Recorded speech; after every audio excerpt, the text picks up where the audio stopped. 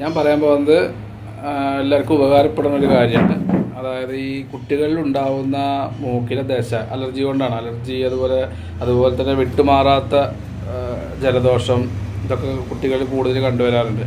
അതിൻ്റെ ഒരു കാരണം എനിക്ക് തോന്നിയിട്ടുള്ളത് നമ്മൾ ഈ കുട്ടികളിൽ ഉപയോഗിക്കുന്ന പൗഡറുകളാണെന്നാണ്. അതായത് പൗഡർ നമ്മൾ സ്ഥിരം ഉപയോഗിക്കുന്നതാണ്. കുട്ടികൾ ചെറുപ്പം മുതൽ പൗഡർ ഫാനിൻ്റെ ചോട്ടിലാണ്. അപ്പോൾ കൂടുതലും മൂക്കിൻ്റെ ഉള്ളിലേക്ക് കയറാൻ നല്ല സാധ്യതയുണ്ട്. അത് ഞാൻ പറയാൻ കാരണം എന്താ വെച്ചാൽ എൻ്റെ കുട്ടിക്ക് ഇതേപോലെ ദശ ഉണ്ടായിട്ട് ഇതേപോലെ ഡോക്ടർ പറഞ്ഞു അലർജിയാണ്. അപ്പോൾ എന്തുകൊണ്ടായിരിക്കുക എന്നുള്ളൊരു ഞാൻ അങ്ങനെ ആലോചിച്ച് നോക്കിയപ്പോഴാണ് എനിക്ക് മനസ്സിലായത് പൗഡറിൻ്റെ എന്ന് വിചാരിച്ചിട്ട് ഞാൻ പൗഡർ ഒഴിവാക്കി നോക്കി. ഒരു 1-1.5 ആഴ്ച ഉപയോഗിച്ചപ്പോൾ തന്നെ സംഗതി മൂക്കടപ്പ് ഇതൊക്കെ കംപ്ലീറ്റ് ഒരു വിധമൊക്കെ പോയി. ഒരു 99% പോയി. പിന്നെ ദശ ഉള്ളത് കാരണം അത് പിന്നെ പെട്ടെന്ന് മാറില്ല. അപ്പോൾ എന്താ വെച്ചാൽ ഇനി വരണ കുട്ടികൾക്കൊക്കെ പരമാവധി പൗഡർ ഉപയോഗിക്കാണ്ടിരിക്കുക. അതാണ് എനിക്ക് പറയാനുള്ളത്. അത് ഉപയോഗിക്കുക ചെയ്യരുത്. പൗഡർ വന്നു കഴിഞ്ഞാൽ എന്തായാലും ഈ അലർജി വരുന്നുള്ളതാണ് എനിക്ക് തോന്നണം കേട്ടോ. അതുകൊണ്ട് എല്ലാവരും അത് ശ്രദ്ധിക്കുക. അതുപോലെ എല്ലാവരും ഒരു 1-1.5 ആഴ്ച ഒന്ന് നോക്കി നോക്കൂടും.